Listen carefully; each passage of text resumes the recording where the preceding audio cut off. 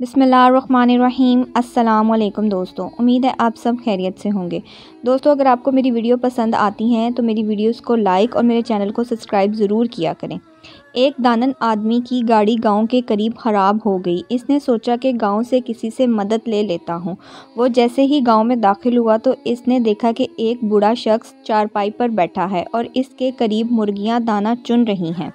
ان مرغیوں میں ایک باز کا بچہ بھی ہے جو مرغیوں کی طرح دانہ چگ رہا ہے۔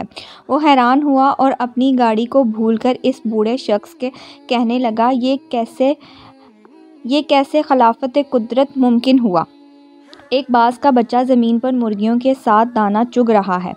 تو اس بوڑھے شخص نے کہا، دراصل یہ باز کا بچہ صرف ایک دن کا تھا جب یہ پہاڑ پر مجھے گرا ہوا ملا۔ میں اسے اٹھا لایا، یہ زخمی تھا، میں نے اس کی مرہم پٹی کی، اس کو مرغیوں کے بچوں کے ساتھ رکھ دیا۔ جب اس نے پہلی بار آنکھیں کھولیں تو اس نے خود کو مرغی کے چوزے کے درمیان پایا۔ یہ خود کو مرغی کا چوزا سمجھنے لگا اور دوسرے چوزوں کے ساتھ ساتھ اس نے بھی دانہ چگنا سیکھ لیا۔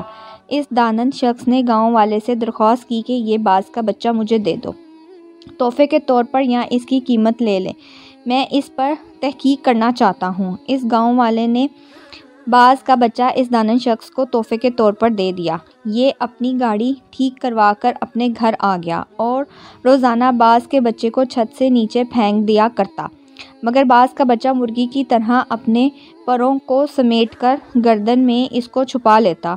وہ روزانہ بلا ناگاہ باز کے بچے کو اپنے سامنے بٹھاتا اور اس سے کہتا کہ تو باز کا بچہ ہے، مرغی کا نہیں، اپنی پہچان کر۔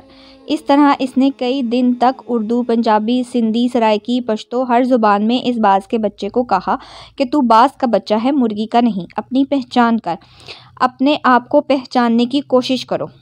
آخر کار وہ دانن شخص ایک دن باز کے بچے کو لے کر ایک بلند ترین پہاڑ پر چلا گیا اور اسے کہنے لگا، خود کو پہچاننے کی کوشش کرو، تم باز کے بچے ہو۔ اور اس شخص نے یہ کہا کہ باز کے بچے کو پہاڑ کی بلندی سے نیچے پھینک دیا۔ باز کا بچہ ڈر گیا اور اس نے مرغی کی طرح اپنی گردن کو جھکا کر پروں میں سمیٹ لیا اور آنکھیں بند کر لیں۔ تھوڑی دیر بعد اس نے آنکھیں کھولی تو اس نے دیکھا کہ زمین تو ابھی بہت دور ہے، تو اس نے اپنے پھڑپھڑانا شروع کر دیا، جیسے کوئی آپ کو دریا میں دھکا دے رہا ہو۔ تو آپ تیر نہیں بھی آتا تو آپ ہاتھ پاؤں مار کر تھوڑی ہی دیر میں اپنے آپ کو بیلنس کرنے لگتے ہیں، کیونکہ باز میں اڑان کی صلاحیت خدا نے رکھی ہوتی ہے۔ تھوڑی ہی دیر میں وہ اونچا اڑنے لگا، وہ خوشی سے چیخنے لگا اور اونچا جانے لگا۔ کچھ ہی دیر میں وہ اس دانن شخص سے بھی اوپر نکل گیا اور نیچے نگاہیں کر کر اس کا احسان مند ہونے لگا۔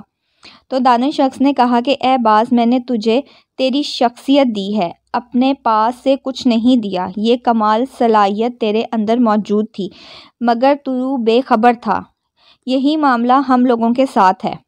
کامیابی کی شرط یہ ہے کہ ہم خود کو پہچاننے کی کوشش کریں تاکہ ہم ایک بہترین امتی اور بہترین قومی بن کر اس ملک کی تعمیر و ترقی میں اپنا کردار ادا کریں۔